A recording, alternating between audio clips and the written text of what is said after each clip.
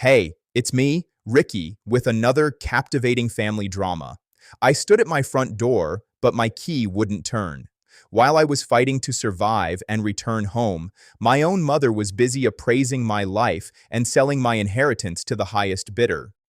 She didn't just give away the house, she traded my entire existence for a check. The metallic scrape of my old key grinding uselessly against a completely brand new deadbolt sent a sickening chill straight down my spine. This was the ancestral home, a sprawling century-old craftsman that had been in our family for 4 generations, the place where the porch floorboards still held the faint indentations of my childhood footsteps. I jiggled the handle, my breath freezing in the crisp afternoon air, desperately hoping the lock was just jammed or frozen from a long winter. Suddenly, the heavy oak door swung inward, but it wasn't the welcoming face of my mother that greeted me. Instead, a bewildered man in a paint-splattered t-shirt stood there, holding a clipboard and looking at me as if I were a trespasser on my own history.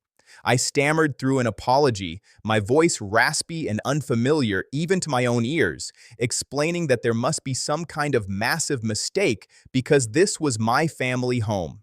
The man looked at me with a mixture of pity and annoyance, stepping back just enough for me to catch a glimpse of the hallway behind him. My heart dropped into my stomach as I saw the walls had been stripped entirely bare, the vintage floral wallpaper torn away to reveal stark, sterile drywall, and the antique mahogany console table replaced by stacks of cardboard moving boxes. He told me flat out that he had purchased the property through an estate liquidation company and that the closing had been finalized a little over 3 weeks ago. My mind fractured into a million pieces as he reached into his pocket and pulled out a copy of the official deed, pointing directly to the bold, elegant signature of my mother, executed barely a month after the authorities had officially classified my sister and me as lost at sea. The memory of the overseas accident rushed back to suffocate me, a violent storm off the coast that had splintered our charter boat and left us clinging to a piece of debris for 14 agonizing hours before we were washed ashore on a remote, uninhabited stretch of coastline. For 2 grueling years, we survived in utter silence, nursing broken bones, enduring tropical fevers, and fighting every single day just to keep each other alive while completely cut off from the modern world. We had no phones, no internet, and no way to signal the passing ships that always stayed too far out on the horizon. Every ounce of our agonizing strength had been fueled by the singular burning hope of returning to this exact porch, to the comforting arms of a mother we assumed was weeping herself to sleep every night, praying for a miracle that we were still breathing. Instead, the stranger in the doorway was handing me a piece of paper that proved our supposed tragedy had been treated like a corporate restructuring. The date on the deed was a knife to the chest. She hadn't even waited for the standard 7-year legal presumption of death for missing persons, somehow pulling strings and using high-priced lawyers to expedite the process under the guise of overwhelming emotional hardship. Looking at that signature, the elegant loops of her handwriting that used to sign my birthday cards, I realized with absolute certainty that she hadn't been mourning us at all. She had been counting the days until she could legally cash in on our absence, transforming our terrifying nightmare into her personal lottery ticket. The sheer scale of the betrayal left me paralyzed on the doorstep, holding a useless brass key while staring into a house that had been completely gutted of my past. I tracked her down to a gleaming, ultra-modern luxury high-rise downtown, a stark concrete monolith that screamed newfound wealth and zero soul. The doorman tried to stop me, but I pushed past him, my chest heaving with a chaotic mix of adrenaline and profound grief as I rode the glass elevator up to the penthouse suite. When she opened the door, wearing a silk robe and holding a glass of expensive white wine, her face didn't register joy, relief, or the overwhelming tears of a mother reunited with her miraculously surviving children. For 3 horrific seconds, her expression was one of pure, unadulterated terror, as if a ghost had come to demand accounting for a sin she thought she had buried deep underground. She actually dropped her wine glass, the crystal shattering against the imported marble tile before her face hardened into a defensive, calculating mask that made me realize I was looking at a complete stranger. "Why are you looking at me like I ruined your day?" I demanded, my voice shaking with a rage that had been brewing for 2 years. She didn't step forward to hug me, nor did she ask where my sister was or how we had managed to survive the black depths of that ocean. Instead, she ushered me quickly inside, glancing nervously down the hallway as if she were embarrassed that the neighbors might see her dead son standing in the corridor. As I walked into her sprawling new living room, my eyes landed on a leather-bound financial ledger sitting wide open on her glass coffee table, surrounded by glossy brochures for European cruises and luxury sports cars. She began to stammer an explanation, her voice devoid of any maternal warmth, claiming that the grief had simply been too much for her to bear in that big, empty house full of painful memories. I started pacing the room, flipping through the documents on the table, and the true horror of her scheme began to unravel in black and white before my eyes. She hadn't just sold the house, she had hired an aggressive legal team to bypass the mandatory waiting periods by presenting fabricated evidence that our survival was physically impossible, ensuring the estate was liquidated at lightning speed. Every single piece of my childhood, from my father's old watch collection to the family photo albums, had been sold off to estate buyers or simply thrown into a dumpster to make the property staging look more appealing to modern buyers. She sat on her plush Italian leather sofa, smoothing down her silk robe, and coldly justified her actions by saying that leaving the assets sitting there wouldn't bring us back, so the money shouldn't go to waste. The emotional weight of my childhood memories crashed against the ice-cold reality of her financial ledger, and the realization was sickening. This woman had spent the last 24 months living a life of absolute luxury, entirely funded by the presumed deaths of her own flesh and blood. She had traded the very roof that sheltered me, the memories of my late father, and the heritage of our family for a panoramic view of the city skyline and a concierge service. I stood there, looking at her, feeling a profound sense of detachment, realizing that the mother who used to tuck me into bed had died long before we ever went missing. I didn't cry, and I didn't yell anymore. I just looked at her with a quiet, freezing disgust that seemed to unnerve her far more than any screaming match ever could have.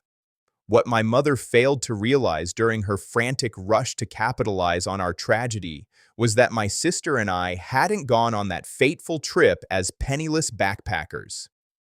In the 3 years leading up to our disappearance, we had quietly built a specialized logistics software venture that had completely revolutionized supply chain tracking for international shipping conglomerates.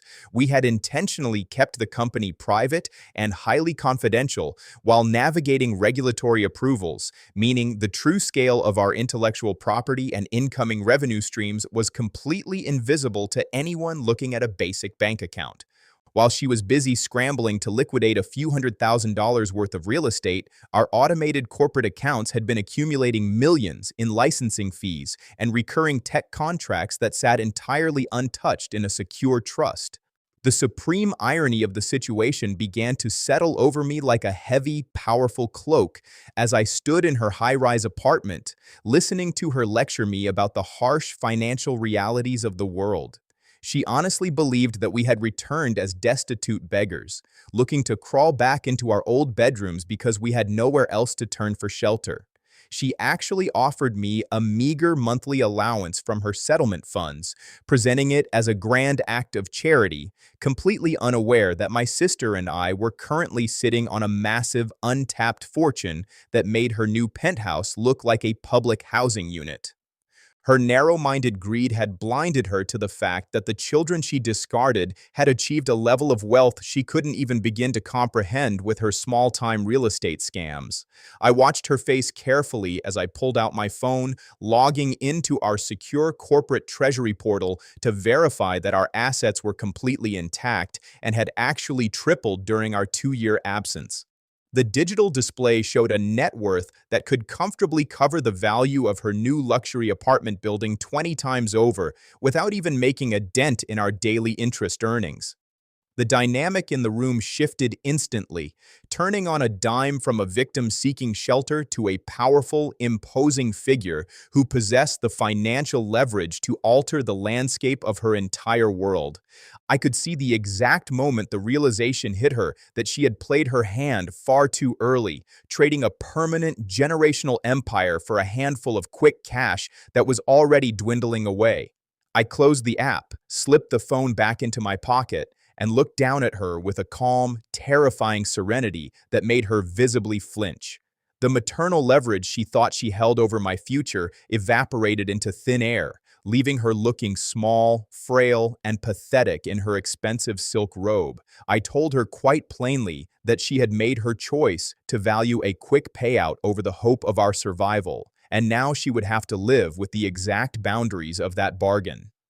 I turned my back on her luxury view, walking toward the door with a clear, burning purpose, ready to unleash a financial reality check that would make her realize exactly how much her calculated greed had truly cost her. The next morning, my sister and I met with our legal counsel and primary financial advisors to execute a swift, aggressive strategy to reclaim what was ours. We didn't bother wasting time with prolonged litigation against the innocent stranger who had bought our ancestral home.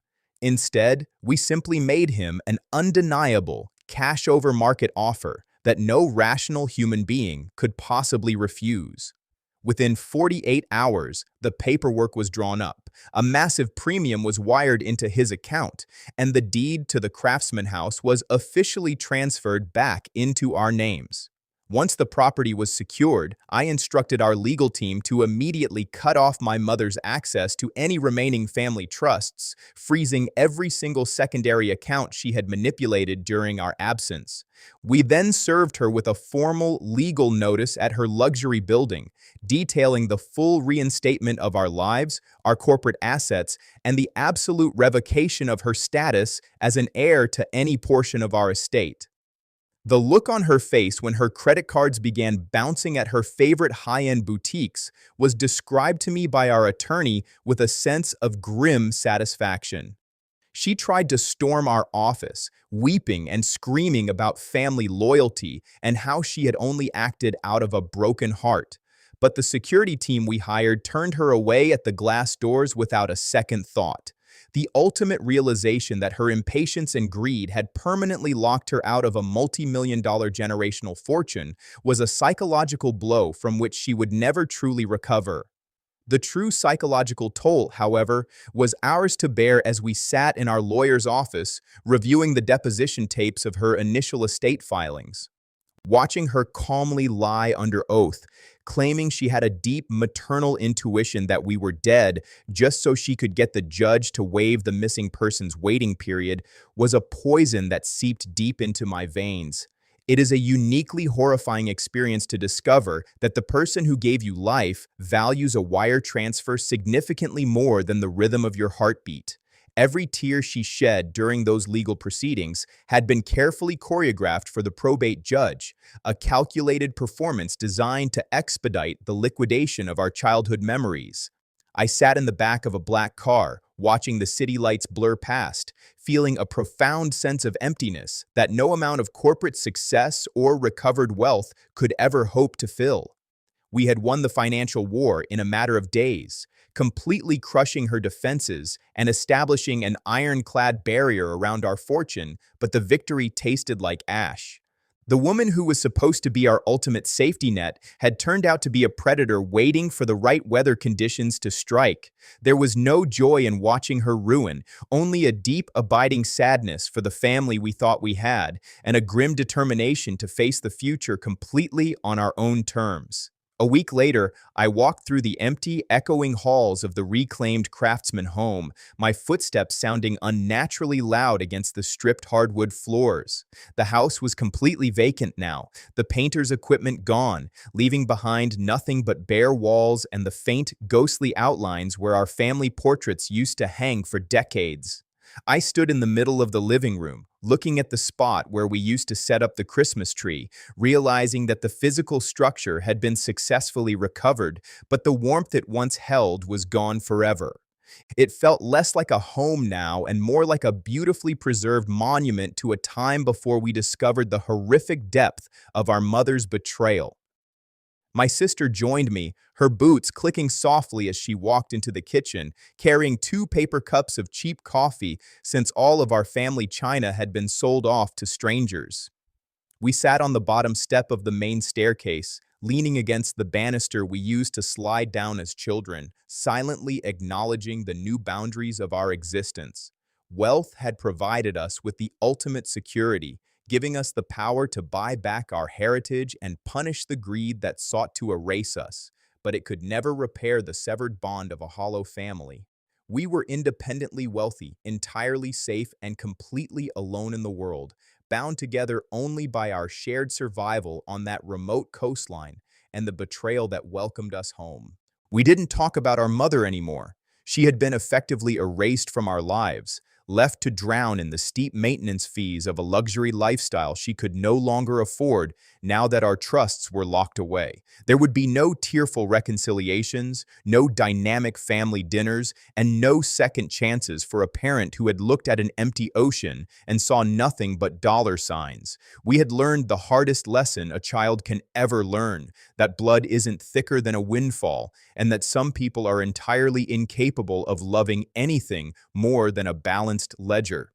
I walked down the front porch steps, stopping by the edge of the lawn where a bright red sold sign still sat leaning against the old oak tree. With a slow, deliberate movement, I gripped the wooden post, yanked it out of the dirt, and tossed it into the back of my truck, symbolizing a future built entirely on self-reliance rather than inheritance. As we drove away from the house, leaving it to stand quiet in the afternoon sun, I looked in the rearview mirror and didn't feel a single regret. The past was entirely dead and buried, but for the first time in 2 long years, my sister and I were finally free to build something that could never be bought or sold.